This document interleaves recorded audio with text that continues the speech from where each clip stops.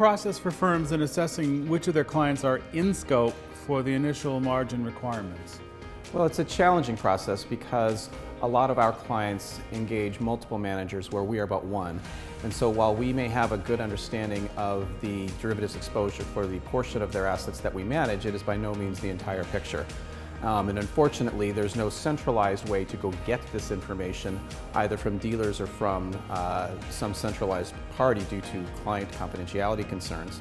So the process is you have to go ask the client directly what their derivatives exposure is, instruct them how to calculate it across all of their managers and for the required time periods.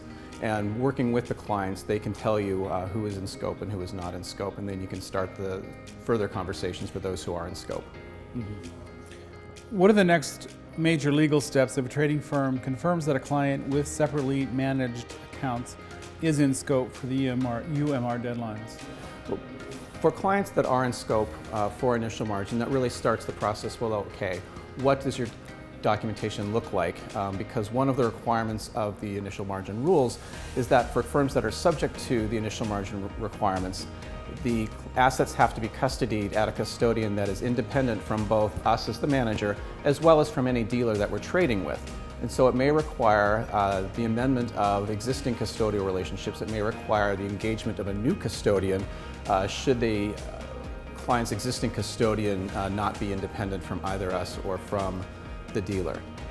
So there's a lot of documentation that will become in effect for firms that are subject to the initial margin rules. And I think during the panel you mentioned that there may be some new infrastructure changes if the management firm doesn't have a relationship with the custodian.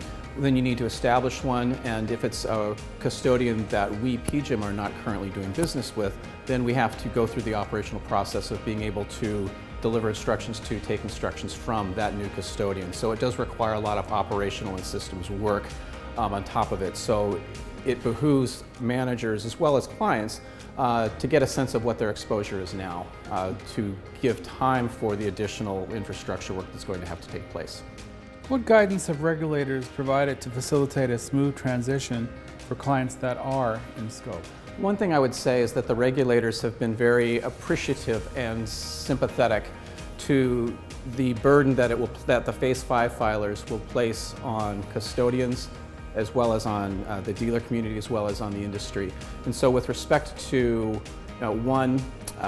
coming out with an interpretation that says that for firms that do not meet the $50 million de minimis threshold, you don't have to go through the process of entering into all of the underlying trading documentation, and two, recognizing that a number of the counterparties that would be above the 8 billion are not very far above the 8 billion. So with the European regulators and the CFTC proposing this new Phase 6, which will extend the compliance date to 2021 for smaller firms, I think it's really been beneficial, and I think will give the industry time to go through the outreach and the documentation process.